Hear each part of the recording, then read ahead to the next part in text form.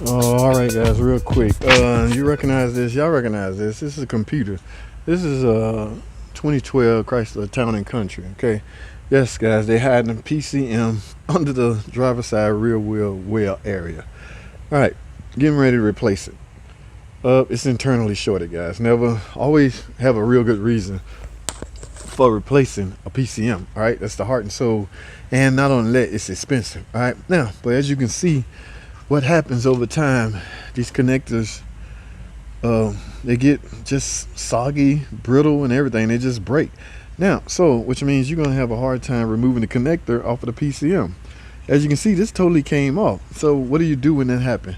And this other one is about to come off. Okay, so the goal is, or the thinking is, you push this tab. When you flip this back, these little gears supposed to drive these sliders out. As you're driving out, the connector lift up off of the controller. That's not happening, guys. I mean, look at that.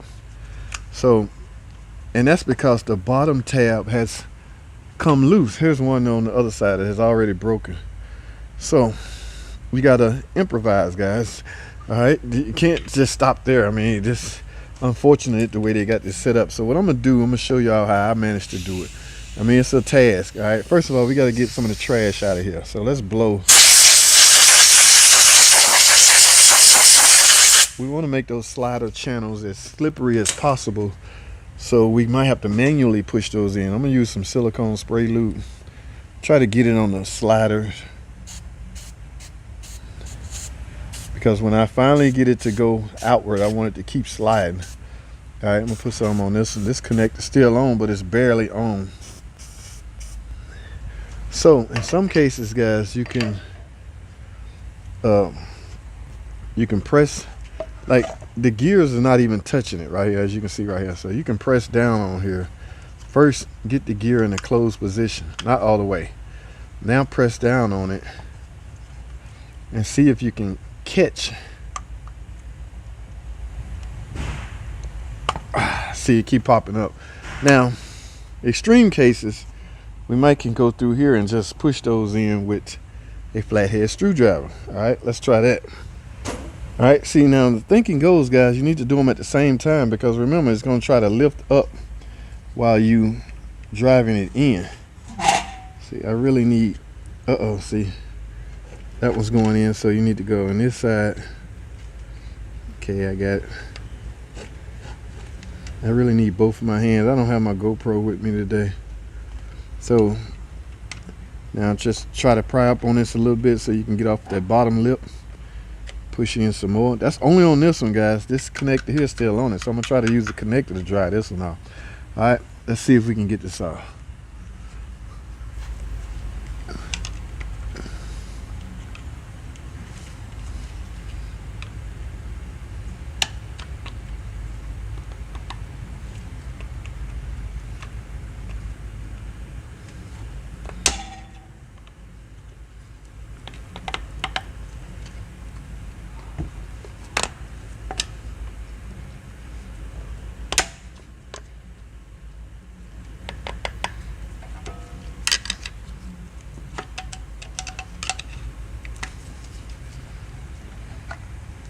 There you go, guys.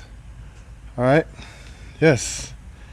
Now we'll try to see, it's all about these sliders. If the sliders are sliding outwards, the connector is going to try to lift up. From there, you can finagle it until you get it up. Now if you damage it a little bit, you're okay, guys, as long as you can get it off and get it back on. Now do not throw your connector cover away, because if all else, you can get it back on there. The goal is just to make sure these gears are touching it, which will allow it to slide back and forth. All right, now I got lube on there. It's likely rain, moisture, and everything else hit it and caused this, but it I got this side to where I can now, guys, it's two connector setup, so just do this one the same way, or you might get lucky and be able to use the actual driver gear to do this one. But if not, take it off and do it the same way you did this. All right, guys, just a little online mechanic tip. Ooh, I see brown pins in there too, guys. I wonder, did I have some high resistance going on. This PCM has failed. I didn't get to do a video. There's a no start, okay? This is dead, not even on the bus, okay? And fuse is going, the power supply to it is there, and the ground is there. So what do you do from there? You likely have an open circuit internally to the PCM.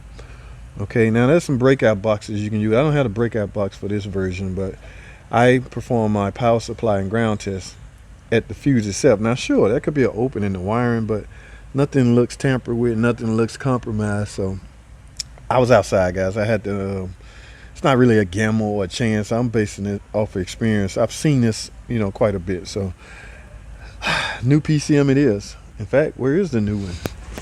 Yes.